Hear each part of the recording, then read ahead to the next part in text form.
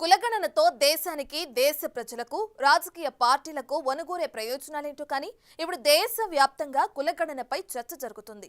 కులగణన అనేది ఎవరికి లాభం, ఏ పార్టీకి లాభం, ఏ మతానికి లాభం, ఏ కులానికి, ఏ వర్గానికి లాభం అనేది అటుంచితే పొలిటికల్ పార్టీల్లో మాత్రం సవాళ్లు ప్రతి సవాళ్లతో రచ్చ నడుస్తుంది.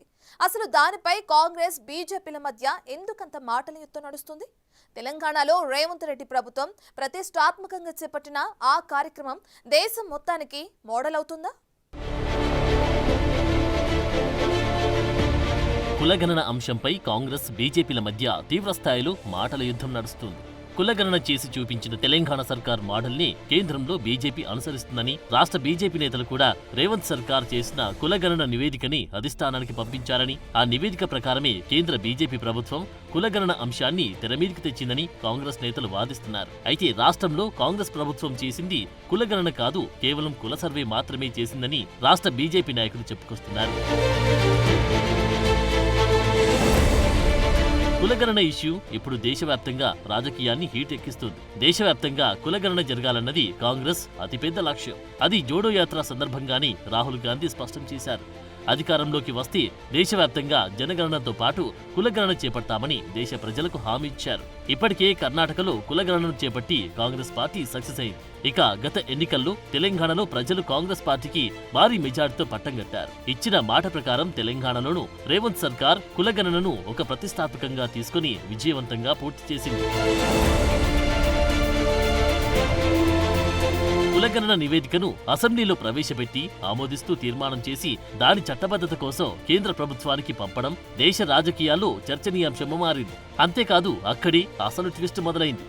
బీజేపీ పతనానికి మొదటి అడుగు రేవంత్ సర్కార్ ఉన్న తెలంగాణ నుంచే పడిందని, రేవంత్ సర్కార్ చేసిన కులగణన జాతీయ స్థాయిలో బీజేపీకి నెగిటివ్ గా మారిందన్న టాక్ పొలిటికల్ సర్కిల్లో బలంగా వినిపిస్తుంది. కులగణన అంటే హిందుత్వంపై దాడి, హిందూ కులాలను విచ్ఛిన్నం చేయడమే. ఇది దేశానికి ప్రమాదకరం. కులగణన అనేది అర్బన్ నక్సలైట్ల ఆలోచన అంటూ సంచలన కామెంట్లు చేశారు కాషాయ నేతలు.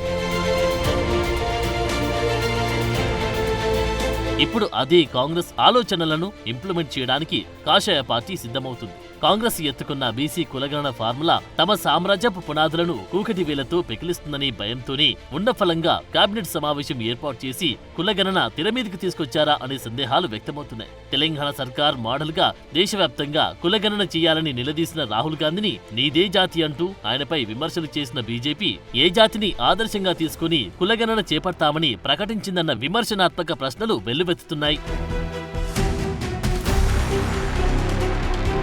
గత అసెంబ్లీ ఎన్నికల్లో బీసీ ముఖ్యమంత్రి నినాదంతో అధికారంలోకి రావడానికి బీజేపీ ప్రయత్నించింది. అదే బీజేపీ కులగణన చేయమంటే అవి అర్బన్ నక్సలైట్ల ఆలోచనలు అంటూ ఎద్దేవా చేస్తూ తన అసలు రూపం బయట పెట్టుకుందనే విమర్శలు సైతం గుప్పమంటున్నాయి. 60 ఏళ్లు దేశాన్ని పాలించిన కాంగ్రెస్ పార్టీకి కులగణన చేయడంలో విఫలమైంది అనుకుందాం. కానీ జాతీయవాద, హిందుత్వవాద లక్ష్యాలతో ఉన్న పరివార బీజేపీ 3 దఫాలుగా దేశాన్ని పరిపాలిస్తుంది. మరి ఎందుకు కులగణన చేపట్టాలని ఆలోచన చేయలేదు అనే ప్రశ్నలు బీజేపీని నిలదీస్తున్నాయి. అంతేకాదు కులగణన అనేది దేశాన్ని, రాష్ట్రాలను విచ్ఛిన్నం చేస్తుందా, క్యాస్ట్ సెన్సెస్ హిందువులను విభజిస్తాయా, ఉన్న ఫలంగా కులగణన బీజేపీ ఎందుకు భుజాల మీద ఎత్తుకుంది, కులగణన అర్బన్ నక్సలైట్ల ఆలోచన అన్న బీజేపీ ఇప్పుడెందుకు కులగణన అంటుంది, కులగణనపై బీజేపీ వ్యూహం మార్చుకోవడంలో ఆంతర్యమేంటి అనే సవాలక్ష సందేహాలు ఇప్పుడు ఉత్పన్నమవుతున్నాయి.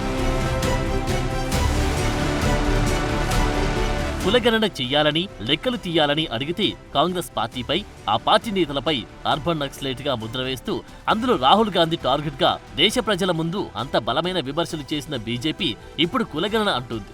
మరి అంతకు ముందు చేసిన విమర్శల నుంచి ఎలా బయటపడుతుంది? కులగణనపై ప్రజలను ఎలా నమ్మించబోతుంది? ప్రజల విశ్వాసాన్ని ఎలా పొందుతుంది? మరి చూడాలి కమలనాథులు ఈ అతిపెద్ద సవాళ్లను ఎలా అధిగమిస్తారు.